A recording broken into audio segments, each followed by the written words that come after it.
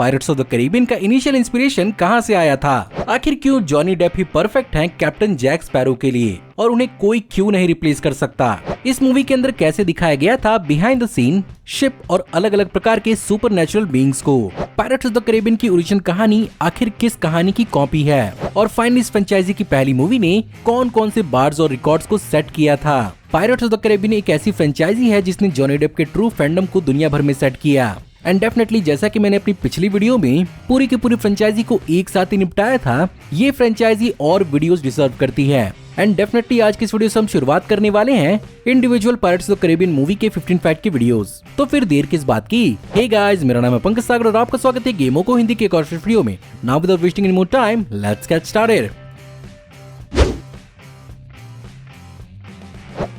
आज के जमाने में पायरेट्स ऑफ द कैरिबियन का फैंडम इसके मूवीज की वजह से है, लेकिन actually pirates of the Caribbean की शुरुआत हुई कहां से? इसके लिए यहाँ पर जिम्मेदार हैं डिज्नी थीम पार्क का एक राइड जिसका कॉन्सेप्ट 1967 में क्रिएट किया गया था, जब पायरेट्स पर बेस्ड एनाहाइम कैलिफोर्निया की डिज्नी वर्ल्ड के लिए एक पायरेट थीम राइड को क्रिएट किया था जिसे खुद वॉल्ट डिज्नी ओवरसी कर रहे थे, जहां पर ये उनके मरने के 3 महीने बाद सबके सामने रिलीज किया गया और इसकी पॉपुलैरिटी इतनी ज्यादा बढ़ी कि 7 साल बाद 1973 में ऑरलैंडो फ्लोरिडा के डिज्नी वर्ल्ड में इस राइड को फिर से रेप्लिकेट किया गया और 1983 के टोक्यो डिज्नीलैंड में इसे एक बार फिर से बनाया गया और इसकी पॉपुलैरिटी और बढ़ने के बाद डिज्नीलैंड पेरिस में इसे 1992 में भी बनाया गया।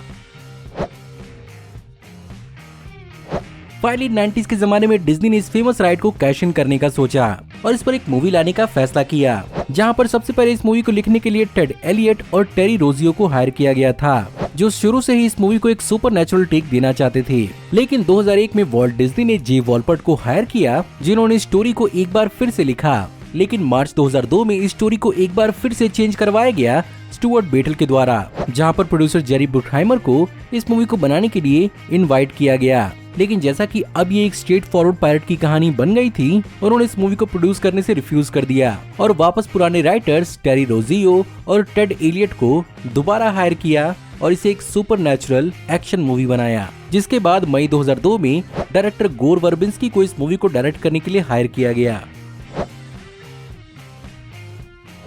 लेकिन अब जो ये फ्रेंचाइजी इतनी बेहतरीन और सक्सेसफुल है, डिज्नी को इनिशियली आइडिया ही नहीं था कि इस मूवी का करना क्या है और वो इनिशियली इस बात को भी कंसीडर कर रहे थे कि इसे स्ट्रेट टू डीवीडी या होम कलेक्शन के लिए ही रिलीज किया जाए, क्योंकि डिज्नी को इस बात की कॉन्फिडेंस नहीं थी कि 90s के जमाने में एक पायरेट मूवी इतनी ज्यादा सक्सेसफुल भी हो सकती है।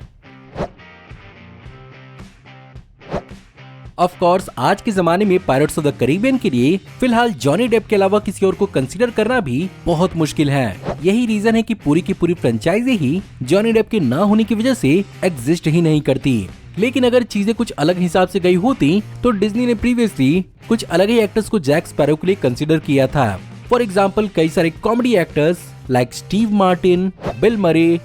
रॉबिन विलियम, वहीं पर दूसरे एक्टर जैसे कि क्रिस्टोफर वॉकेन, मैथ्यू मैककॉनहे, ह्यू जैकमैन और यहाँ तक कि जिम कैरी भी। But of course thank God यहाँ पर जॉनी डेप ने इस रोल के लिए हाँ कहा।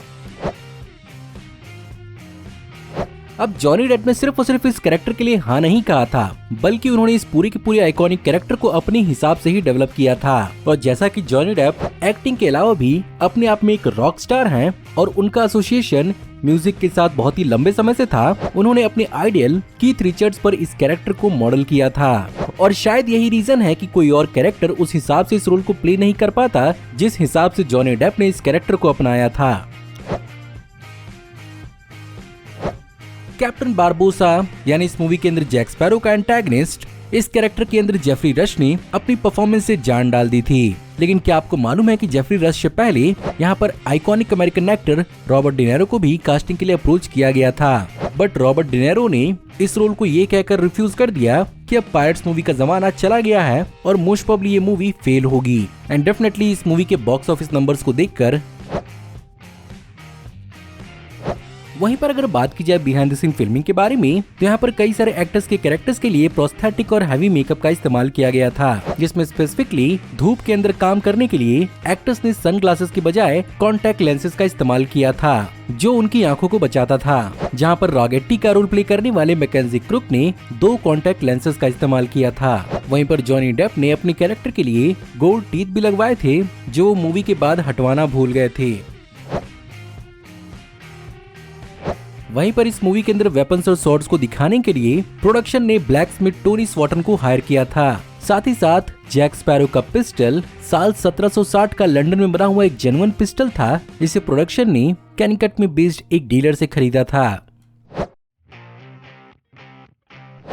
वहीं पर अगर बात करें फिल्मिंग की, तो फिल्म मेकर्स ने कैरिबियन की वोल्केनिक आइलैंड सेंट विंसेंट को इस मूवी का प्राइमरी शूटिंग लोकेशन बनाया और स्पेसिफिकली इस मूवी को बनाने के लिए 3 शिप डॉकिंग स्टेशंस यानी पियर्स को बनाया गया। साथ ही साथ पोर्ट रॉयल और टॉर्टुगा का एक पूरा का पूरा बैकलॉट भी बनाया गया। साथ ही साथ बजट को बचाने के लिए इस मूवी के अंदर कई सारे शिप्स को फ्लैट सरफेस यानी बार्जेस के ऊपर बनाया गया था, जिनके डिटेल को बाद में CGI से फिलअप किया गया था। वहीं पर इस मूवी के क्लाइमेक्स का K1 वाला सेट बनाने में तकरीबन 5 महीनों तक का वक्त लग गया था, जिसके अंदर तकरीबन 5 मीटर तक पानी भरा गया था और तकरीबन 882 एज़टेक कॉइन्स को बनाकर उसमें डाला गया था। साथ ही साथ इस मूवी के कई सारे सीक्वेंसेस को अमेरिका की कैलिफोर्निया और मैनहट्टन बीच पर भी फिल्माया गया था, जहां पर इस मूवी की प्रिंसिपल फोटोग्राफी यानी मेन फिल्मिंग 9 अक्टूबर 2002 से 7 मार्च 2003 तक चली थी।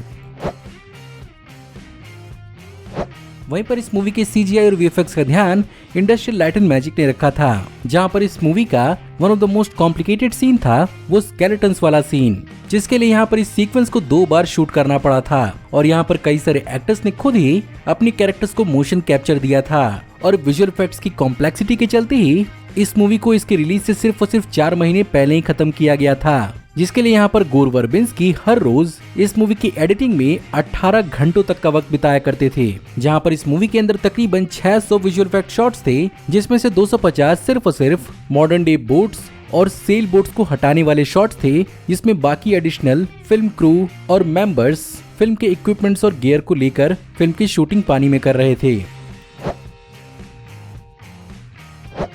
इसके अलावा बिहाइंड द सीन कई सारे नुकसान भी इस मूवी को झेलने पड़े, जहां पर सबसे पहले फिल्मिंग के दौरान सितंबर 2002 में फिल्मिंग के दौरान एक फायर की वजह से तकरीबन $5,25,000 यानी $500,000 का नुकसान झेलना पड़ा था।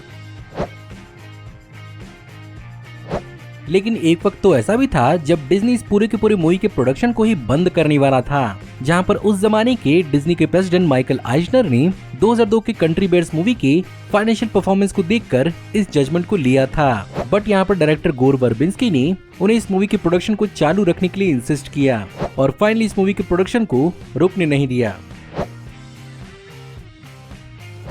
लेकिन क्या pirates of the Caribbean curse of black pearl का पूरा कॉन्सेप्ट और कहानी अलग से ढांपा गया था? वेल, इस मूवी के को राइटर टेड एलियट इस मूवी से पहले the curse of monkey island के गेम के एडॉप्टेशन पर काम कर रहे थे, जो जॉर्ज लुकस की लुकस फिल्म के अंदर बन रही थी और ये पूरी तरह से जॉर्ज लुकस के industrial light and magic visual effects department के अंदर ही बन रही होती। लेकिन pirates of the Caribbean the curse of black pearl के रिलीज होने से 3 साल पहले ही ये पूरी की पूरी सीरीज ही कैंसिल हो गई, जिसके कारण बहुत सारे लोग ये बात मानते हैं कि टेड एलियट ने कई सारे स्टोरी और प्लॉट के एलिमेंट्स को इस सीरीज के अंदर भी अडॉप्ट किया है, जहां पर the curse of monkey island के क्रिएटर रॉन गिलबर्ट ने खुद इस बात को क्लेम किया है और ये बात माना है कि सेकंड मूवी का कहानी गेम की पुरानी लिखी हुई कहानी से काफी ज्यादा मिलता जुलता है।